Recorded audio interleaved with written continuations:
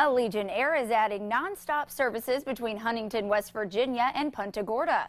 The service will begin November 20th, but that's not the only expansion the Punta Gorda Airport has announced. The airport is expanding its Terminal 2, adding ticket counters and hoping to improve security in waiting areas.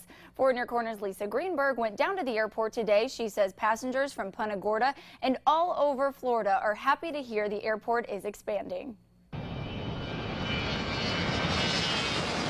And the Punta Gorda Airport is taking off. The Charlotte County Airport Authority says they're knocking down this fenced-in area, making it 3 times bigger. I sat down with travelers. They say they're happy the small airport is making big moves. I'm glad they're expanding. I'm glad to hear that news. The more the better, as long as it doesn't get too big. Airport officials say the terminal will be increasing from 2 to 4 gates. They're adding ticket counters, enhancing security in waiting areas, all with the goal of improving the customer experience. Carol Brower goes through the Punta Gorda Airport frequently. She says her experiences are always positive. It's convenient, it's faster and easier to get around. And George Ersta agrees. It's not a big headache. It's just not. In fact, Ersta and Brower both live in Cape Coral. They drive about 25 miles to travel through the Punta Gorda Airport instead of flying out of Southwest Florida International. I just find it more enjoyable flying out of this one than RSW. Not that Southwest Regional isn't close, but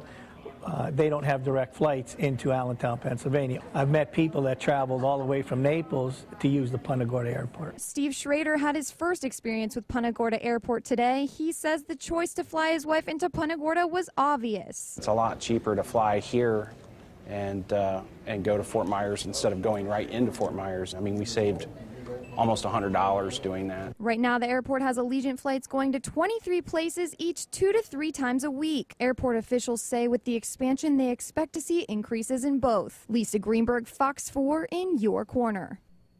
Now, this project will cost about $8 million. The Federal Aviation Administration is covering 70% of the project through grants, and the rest will come from the airport funds and the Florida Department of Transportation. Airport officials have chosen a contractor, and the expansion is expected to be finished in 18 months.